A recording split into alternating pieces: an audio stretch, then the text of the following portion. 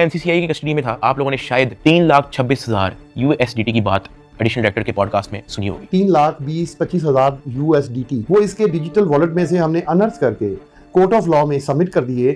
हमने इसके digital wallet में से वो अपने वॉलेट में जो सरकार का होता है उसमें अनर्थ करके प्रॉपर उसको फर्द मकबूजगी बनाकर कर दिया। ये बहुत बड़ी अचीवमेंट है। उन्होंने दर्जनों पॉडकास्ट देके ये बताया कि 3,26,000 USDT जो है वो हमने इससे बरामद कर लिए हैं। मैं आपको उसकी स्टोरी बताता हूँ कि वो क्या है। हवाला से मुझे इन्वेस्टिगेशन के लिए लेके जाते हैं कुछ शाम के 7 बजे के करीब। आइयो मुझे कहता है कि अपना बाइनेंस का अकाउंट खोल। मैं अकाउंट खोल देता हूँ। मेरे अकाउंट के अंदर कुछ ट्रेड चल रही होती है जो मेरी सारी लॉस पे गई होती है, क्योंकि उस दौरान बिटकॉइन नीचे गया हुआ था। वो सारी ट्रेड मेरी लॉस में क्लोज करता है। मेरी फ्यूचर्स की ट्रेड सारी लॉस में क्लोज करता है। मेरा पर्सनल नुकसान करता है। सारे टोकन जो मेरे पास डॉज, बिटकॉइन, इथेरियम, मेरे पास दर्जनों टोकन और पड़े हुए थे, वो सारे क्लोज करके उसको USDT में खुद कन्वर्ट करता है और वो कहता है कि ये USDT ट्रांसफर कर। मैंने कहा सर इसकी क्या वजह है, आपने मेरा पर्सनल लॉस भी कर दिया। कहता है कि तुझे अपना मसला हल करना है या नहीं करना। मैंने कहा कि सर लेकिन ये 3,26,000 USDT आपने ट्रांसफर क्यों करना है? जो भी आपकी इन्वेस्टिगेशन है आपके सामने, अकाउंट मैंने आपको दे दिया, उसका जीमेल मैंने आपको दे दिया, पासवर्ड मैंने आपको दे दिया, आपने ट्रांसफर इसको क्यों करना है? कहता है तुझे जितना कह रहे हो उतना कर। मेरी 15 मिनट उनके साथ बहस चलती रही कि सर ये पैसे ज्यादा हैं, मुझे आप थोड़ी सी इसकी एक्सप्लेनेशन दे दें ताकि मैं मेंटली रिलैक्स रहूं, मुझे थोड़ा सा बता दें कि ये ट्रांसफर आपके पास क्यों करना है। वो मुझे आगे से ये कहता कि यार लगता है तुझे अपना मसला हल करने का शौक नहीं है। बीच में उसने मुझे बहाने लगाने शुरू कर दिया, यार क्योंकि तू हमारी कस्टडी में है कि तेरा अकाउंट की हैक ना हो जाए, जब तू यहाँ से फारिग होगा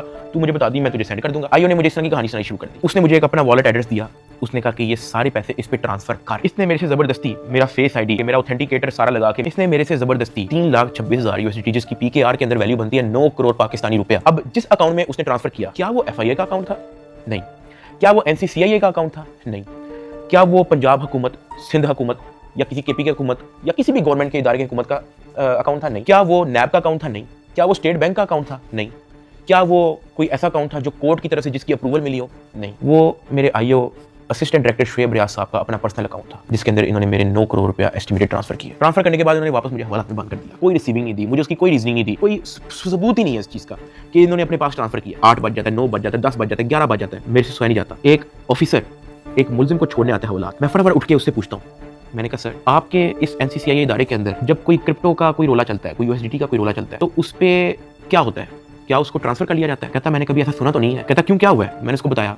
मैंने कहा IO ने मेरे 9 करोड़ रुपया USDT ट्रांसफर कर लिया अपने पास। कहता अच्छा, तो उसने आपको कोई रिसीविंग दी है? मैंने कहा नहीं। कहता ऐसा होता तो नहीं है वैसे, लेकिन अगर आप कहते हो तो मैं किसी से पूछ लूं। मैंने कहा जी पूछ ले, मैं बड़ा टेंशन में हूं। उस पूरी रात मैं नहीं सोया। अगले दिन सुबह के कोई 10-11 बजे के करीब एक बंदा आता है, मुझे लेके जाते ऊपर ऑफिस में। मुझे इतनी जोर का वो थप्पड़ लगाता है, मेरे ख्याल से मेरे पूरे 3 महीने के अंदर सबसे ज्यादा जोर का थप्पड़ वो वाला थप्पड़ था जिसकी मैं अभी बात कर रहा हूँ। क्योंकि वो मुझे बता के नहीं लगाया जाता, वो मेरे पीछे से लगाया जाता है, मेरे सर पे इतना बड़ा उस बंदे का हाथ होता है। मुझे इतनी जोर का थप्पड़ लगाते हैं, मेरे यहाँ से मेरे ज़हन का मवाद, अंतरियां सारी मेरी आंखों से बाहर निकलने को करी। मैं इवन एक पॉइंट पे मेरा विजन ब्लरी हो गया, मेरा विजन काला हो गया, मैं बेहोश होने वाला। इतनी जोर का वो थप्पड़ था। उसने कहा कि हर चीज बतानी जरूरी होती है। मैंने कहा कि सर मेरे 9 करोड़ रुपया आप ट्रांसफर कर लो, मुझे उसकी कोई रीजनिंग ना दो, मुझे उसकी कोई रिसीविंग ना दो, मैं अपना मुंह कैसे बंद रखूं? इतनी सी बात पे मुझे फिर से एक और थप्पड़ लगाया। मुझे IO के पास ले गया। IO कहता कि यार तुझे अपना मसला हल करने का शौक नहीं है।